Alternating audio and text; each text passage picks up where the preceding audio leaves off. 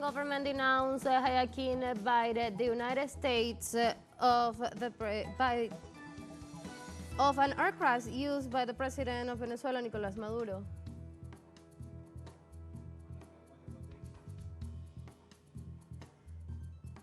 Vaccination campaign against polio began in Gaza after the first report case of the disease.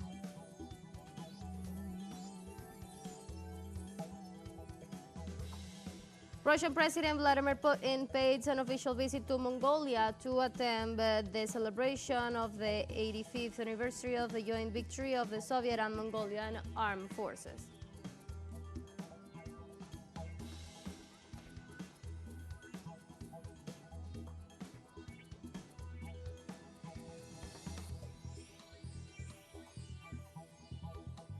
Hello, welcome to From the South. I'm Ana Marrero from the teleSUR headquarters in Caracas, Venezuela. We'll begin with the news. Stay with us.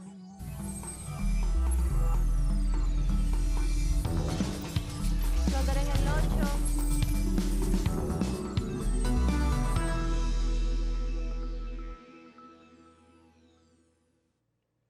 The Venezuelan government denounced the hijacking by the United States of an aircraft used by President Nicolás Maduro.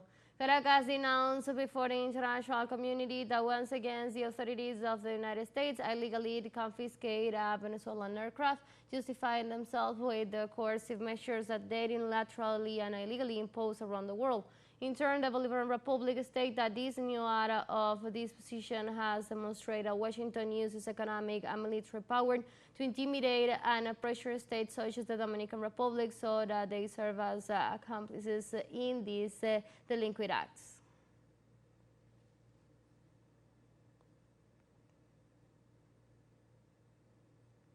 In an official communique issued on Monday, Venezuela accused the government of the United States of illegally confiscating an aircraft used by President Nicolás Maduro. In the document, the South American nation said that the action was a repeated criminal practice that cannot be qualified as anything other than piracy, have illegally confiscated an aircraft that has been used by the President of the Republic. The text also signaled that this action reveals that no state and no constitutional government is safe from illegal actions that disregard international law.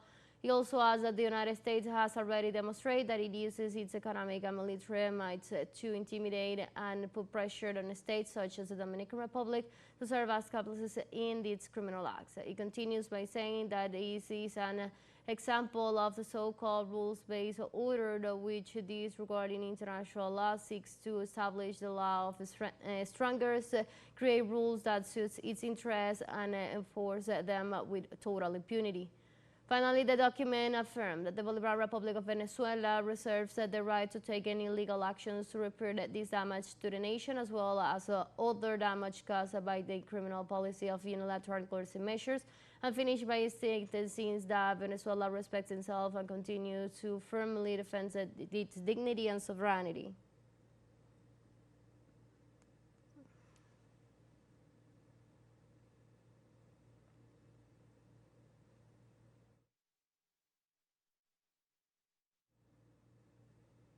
On Monday, the Public Ministry of Venezuela issued an alert warrant for former presidential candidate Edmundo González Urrutia.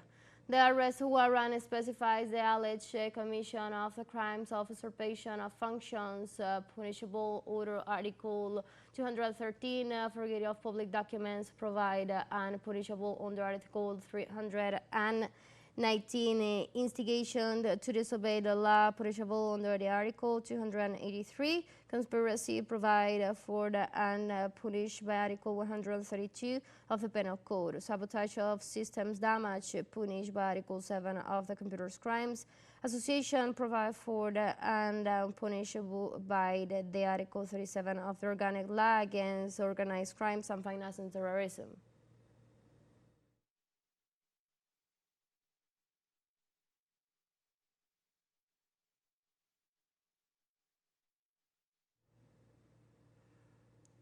Venezuelan President Nicolás Maduro met on Monday with the 5 generations of the Bolivarian Revolution at the Miraflores Palace. The meeting was held in the context of what was called the Generations Day, a space to debate ideas focused on the tasks of the Bolivarian Revolution for the future and to discuss the challenges for the materialization of the plans of the homeland for the so-called Seven Transformations. During the meeting, Maduro highlighted the potential of Chavez's ideas for social unity, both within the revolutionary forces and the South American country, and proudly declared that he is the first Chavista president and that he expects to hand over power to a Chavista and a Bolivarian president.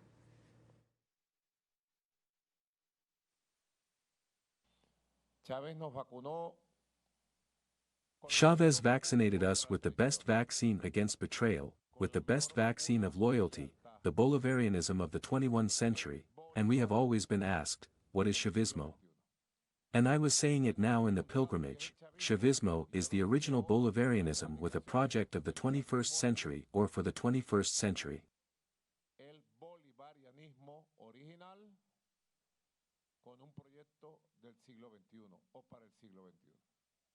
And I used to tell people that if that interpretation was very intellectual, Chavismo is the greatest love that a people can feel for its history and for its right to the future, that is Chavismo.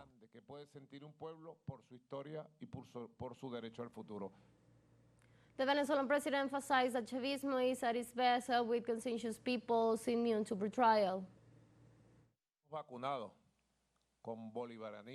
We are already vaccinated with pure Bolivarianism, and we have several booster vaccines against destructive and divisive viruses that has made Chavismo an unassailable and indestructible force. Because Chavismo at this moment in history can say it is vaccinated against treason, against divisionism, and is an unassailable fortress of a conscious people. In Colombia, at least 7 people died and more than 30 were injured after a bus accident in the department of Huila in the south of the country. According to the local media, a vehicle collided and overturned while traveling between the highways of San Agustin and Pitalito. The commander in charge of the police in Huila, Colonel Carlos Hervey Sierra, detailed the facts after the accident and stated that the road that was closed due to the incident had already been partially opened. It was also detailed that the injured are receiving medical attention in nearby care centers, while the authorities are carrying out investigations to clarify the facts.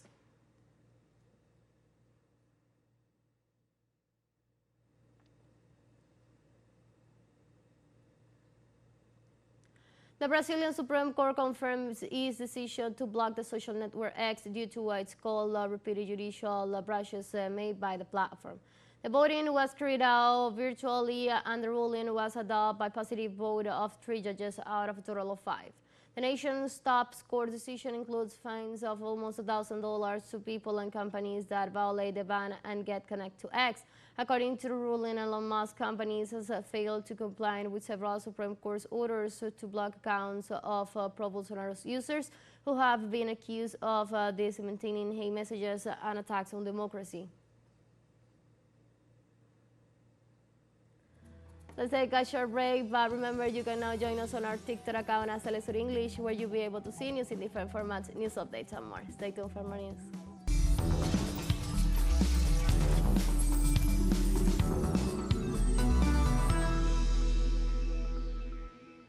Welcome back to From the South. A human-caused wildfire that started on Sunday near San Jacinto, Los Angeles, United States, has grown to hundreds of acres, raising evacuation warnings. The Riverside Country Fire Department said that at least 6 firefighters were transported to health centers with minor medical conditions. The California Fire Department also stated that the fire that considered a record of fire spread 650 acres of the cause are still under investigation. Authorities issue evacuation warnings for residents of north of Wall Road, west of Petrich Streets and Hunger Hollow Road, south of Old Idlewild Road and east of Governor.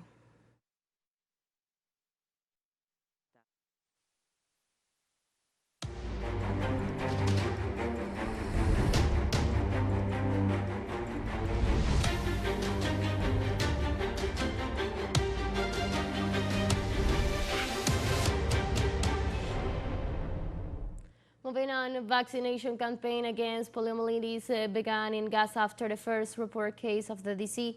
The Palestinian Health Ministry in Gaza announced that despite a continuing Israeli offensive, it has managed to vaccinate more than 72,000 children under 10 years of age on the first day of the vaccination. The medical team supervising the campaign have reported signs of fatigue and malnutrition in hundreds of children who have been vaccinated in Deir al-Balah due to the conditions in which they live.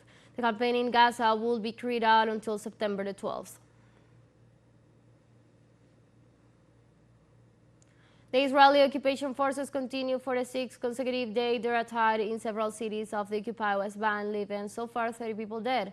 According to local authorities, the Israeli occupation forces entered with bulldozers the main neighborhood and the streets of Jenin and Tulkarem, assaulting citizens and destroying their properties. During the attack, Tel Aviv forces have blocked 2 hospitals and destroyed buildings in the vicinity. Since the beginning of the aggressions against the Gaza Strip on October 7, 2023, the Israeli forces have reportedly killed more than 682 Palestinians in the West Bank.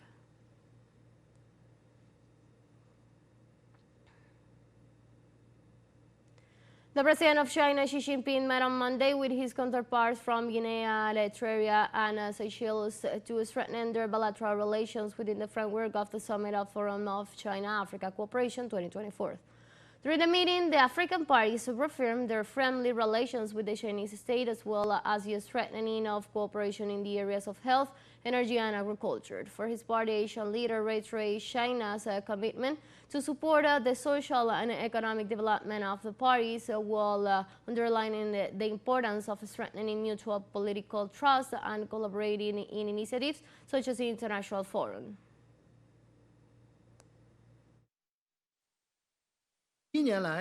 Over the past 11 years, Chinese enterprises have participated in the construction and renovation of more than 10,000 kilometers of railways, nearly 100,000 kilometers of highways, nearly 1,000 bridges, about 100 ports, 66,000 kilometers of power transmission and transformation lines, and 150,000 kilometers of backbone communication networks in various African countries. In terms of railways, projects such as the Kenya-Mombasa-Nairobi Railway, Ethiopia-Djibouti Railway, and Nigeria-Lagos-Ibadan Railway constructed by Chinese enterprises have effectively helped Africa form a railway backbone network. During the upcoming FOCAC, Forum on China-Africa Cooperation Summit, China will also sign a number of new cooperation plans with some African countries to jointly build the Belt and Road. Let's take our last break, but before we invite you to visit our YouTube channel at teleSUR English, where you'll be able to watch an interviews, top stories, special broadcasts, and more. Hit the subscribe button and active the notification bell to stay up to date on the world's most recent events. One financial break, don't go away.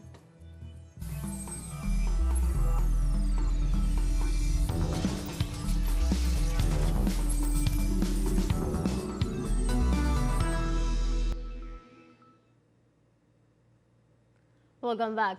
Russian President Vladimir Putin paid an official visit to Mongolia to attend the celebration of the 85th anniversary of the Soviet and Mongolian Armed Forces' victory over the Japanese militarists on the Khalkhin River.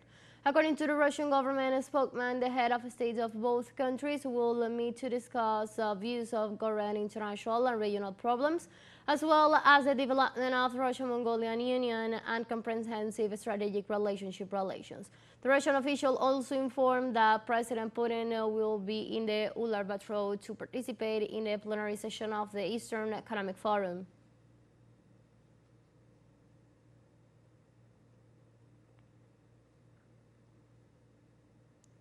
Russian President Vladimir Putin warned that the incursion of Ukrainian forces into the core region could not stop the Russian advance on the Donbas.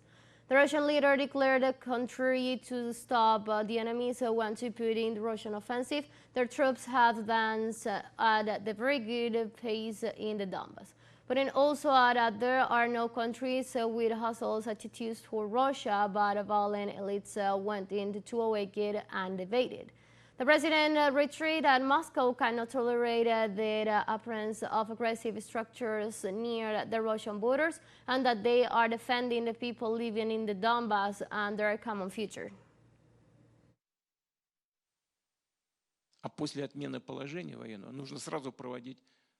After lifting martial law, the presidential elections must be held immediately, and the current authorities in Ukraine are clearly not ready for this. They have little chance of being re-elected, and therefore they are not interested in ending the fighting. That is why they carried out this provocation in the Kursk region, and before that, they tried to carry out the same provocation in the Belgrade region, where your friend lives. I think it is connected, first of all, with this.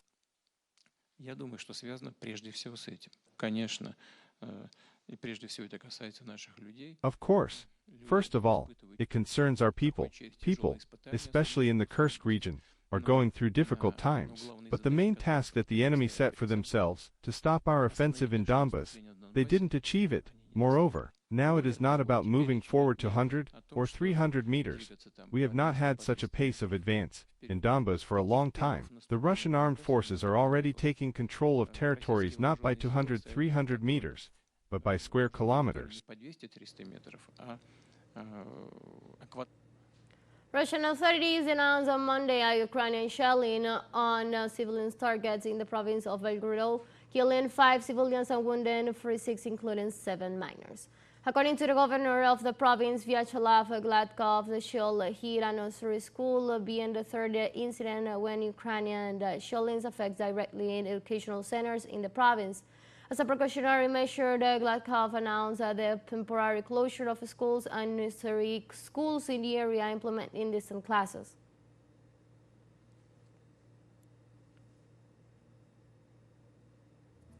We have come to the end of this news brief, but you can find these and many other stories on our website at telesurenglish.net. You can also join us on our socials. We're on Facebook, on X, and on Instagram as well. For Telesur English and from the South, I'm Ana Marrero. Thank you for watching.